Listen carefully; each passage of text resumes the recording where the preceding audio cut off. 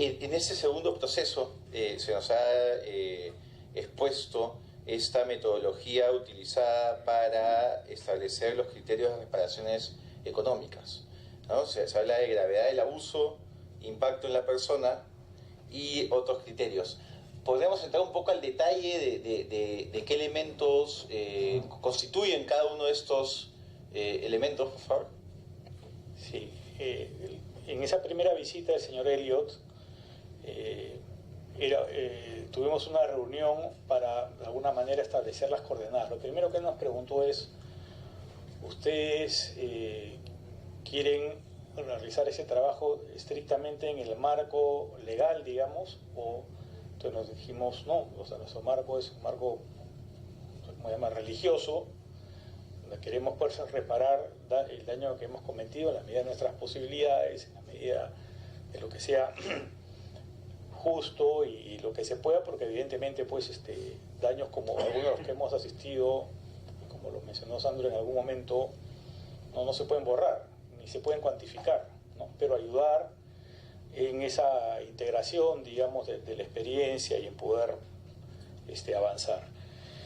Entonces dijo, entonces si es así, tenemos que tener algunos criterios para evaluar situaciones que son de los más diversas. Entonces nos dio esos tres, ¿no? Naturaleza, el hecho y su gravedad, qué impacto había generado en la persona, qué duración había tenido la experiencia, y un poco la combinación de esos tres, ¿no? Esto porque, como mencionamos en su momento, inicialmente pensamos que junto con el señor Elliot algunos sodaltes podrían ayudar en esa aproximación a las personas, pero más o menos rápidamente nos dimos cuenta que no era el mejor camino, y que era mejor que alguien que no fuera sodalite y que tuviera mucho más experiencia, porque a veces en la manera como uno transmite el mensaje, dice o deja de decir, sin querer puede hacer más daño también, ¿no? Entonces nos dimos cuenta que con 2 reuniones de capacitación no ganamos por la experiencia de 40 años que tenía este señor. Entonces se pasó a la figura de que fuera él quien se entrevistara con todos, y de acuerdo a cómo avanzar el proceso, ahí es donde hubiera posibilidad tal vez también de una cierta reconciliación con el propio instituto. Bueno, ahí entraba alguno de nosotros o no. Eso fue más o menos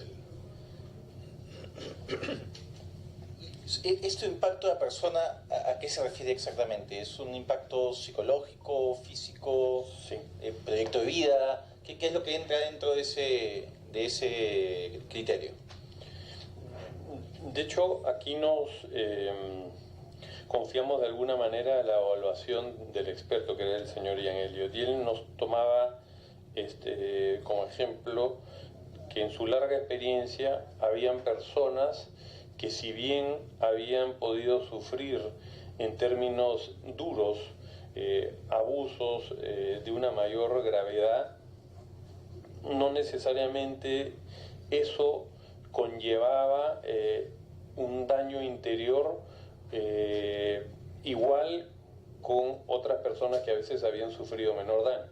Y yo me acuerdo en su experiencia de trabajo en Irlanda, él me comentaba de la comparación que en el trabajo que había hecho en la vía consagrada en Irlanda, que le tocó más o menos en paralelo trabajar con 2 mujeres, una que, si bien había sido víctima de abuso en el sentido pleno del término, y otra que en el marco de una confesión, digamos, había sido víctima de un tocamiento indebido del sacerdote.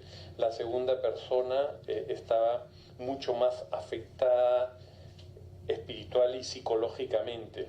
Entonces, no necesariamente la gravedad del hecho en sí tenía el mismo impacto en la persona. Entonces, él, según eso, evaluaba,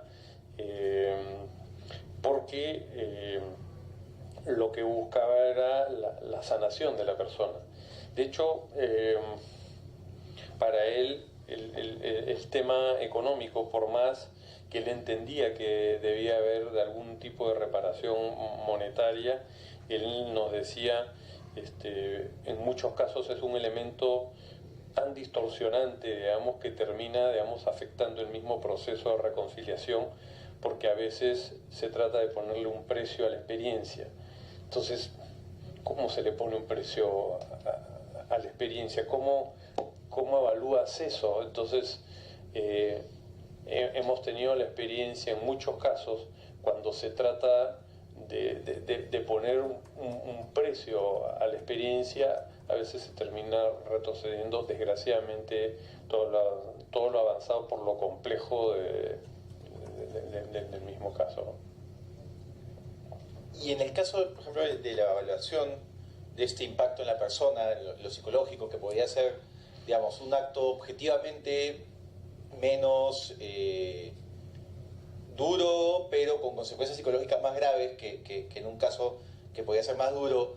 Esta evaluación psicológica la hacía el propio señor Elliot, contaba con algún tipo de peritaje. ¿Cómo funcionaba esa metodología ya del trabajo directo del señor Elliot? De hecho, no es que hubiese, digamos, en las entrevistas personales un peritaje psicológico, era simplemente en el diálogo con el experto, y nosotros nos fiábamos de sus propias recomendaciones. Evidentemente, dentro de sus recomendaciones, cuando había una persona afectada, recomendaba inmediatamente la terapia o el acompañamiento de algún tipo, pero hicimos un estudio de las distintas diócesis, tanto en Estados Unidos, en Europa y en algunos lugares de América Latina, que los parámetros, no existe un parámetro muy claro, era muy aleatorio de acuerdo a las circunstancias, a la cultura, a las posibilidades. Entonces, fuimos encontrando un punto medio, juntando estos elementos, desde el impacto de la persona, la gravedad del abuso, las circunstancias actuales, la realidad del Perú, que siempre termina siendo no matemático, inexacto, y en algunos casos probablemente no suficientemente justo, pero eran las herramientas con que contábamos y a lo mejor con las que se cuentan, ¿no? La consulta era porque tengo entendido que el señor Elliot no es psicólogo, ¿no? Entonces se decidió no incluir, no es psicólogo, ¿verdad? No. Se decidió no incluir peritajes psicológicos que pudiesen ayudar a establecer este daño personal como una decisión consciente, o fue valorado en el momento. ¿Qué nos podrían contar al respecto? En realidad no lo consideramos, pero a una buena mayoría de las personas que asistieron, el mismo señor les recomendaba una terapia. Y en algunos casos, no en muchos, después de unos primeros encuentros él recibía un feedback, digamos, del terapeuta, que podía acabar de ayudar a configurar su evaluación, ¿no? Pero esos fueron pocos casos en realidad. En el tema de los montos fijados, que acá se establece con bastante transparencia, esta metodología la plantea el señor Elliot, nace de ustedes. ¿Cómo es que se maneja esta metodología de establecer los montos? Se establece en un diálogo con él, donde se busca tener parámetros. Entonces, usamos de alguna manera las cosas que están aquí marcadas, o sea, el tipo de abuso que se sufre, el periodo de tiempo en el que se sufre, la situación de la persona, y en base a eso hacemos una escala un poquito según la experiencia del propio señor Elliot, de mayor gravedad, menor gravedad, más impacto y demás. Fue así como se hizo, o sea, con una especie de tablilla. Suena muy mecánico, pero fue desgraciadamente lo que a veces hay que hacer para poder tratar de resolver algunas situaciones, ¿no? Y se señaló que unos elementos era como el considerar la realidad económica del país, y una serie como de información propia del contexto nacional. Si podría desarrollar un poco más esa idea. A la hora de tratar de elaborar esa parte, yo no me acuerdo si Claudio participó, pero claro, una primera referencia era más o menos lo que se manejaba pues en el ámbito de la indemnización penal o civil, ¿no? Pero a la luz de la experiencia del señor Elliot, eso le parecía muy insuficiente. Entonces, de repente, Tomás. Adelante. La primera herramienta que se tuvo a mano para hacer esta matriz vamos a decir, de calificación de los abusos de los que se tenía noticia, de hecho el reporte de la primera comisión fue muy útil, porque más o menos nos permitió identificar qué tipo de abusos se habían presentado en la institución. Entonces hubo una primera tarea de listar estos abusos, para siempre en abstracto y no teniendo en cuenta, digamos, la persona que se había identificado como víctima de ese abuso, decir pues cuál era más grave o menos grave. Ciertamente haber sido víctima de un abuso sexual a todas luces era más grave que el hecho de que te hayan llevado a dormir una escalera, por ejemplo, ¿no? Sin decir que lo último esté bien, sí nos permitió de alguna manera listar de más grave a menos grave. Y de ahí pues ya venían otro tipo de consideraciones, como de la cantidad de veces que se había sufrido el abuso, de qué tanto había afectado a la persona, y eso nos permitió primero hacer una matriz de más o menos cuáles eran los abusos más graves y menos graves. Después hubo un intento de cuantificar dónde ponemos las indemnizaciones o en qué monto las ubicamos, ¿no? Y ahí sí hubo una alimentación, yo diría, mixta, ¿no? El primer parámetro que se tenía era identificar más o menos los montos que nuestros tribunales reconocían por situaciones similares. Es difícil encontrar iguales. Hubo un trabajo de búsqueda, digamos, de jurisprudencia sobre este tipo de situaciones que nos permitieran más o menos judicializar idealmente estos supuestos.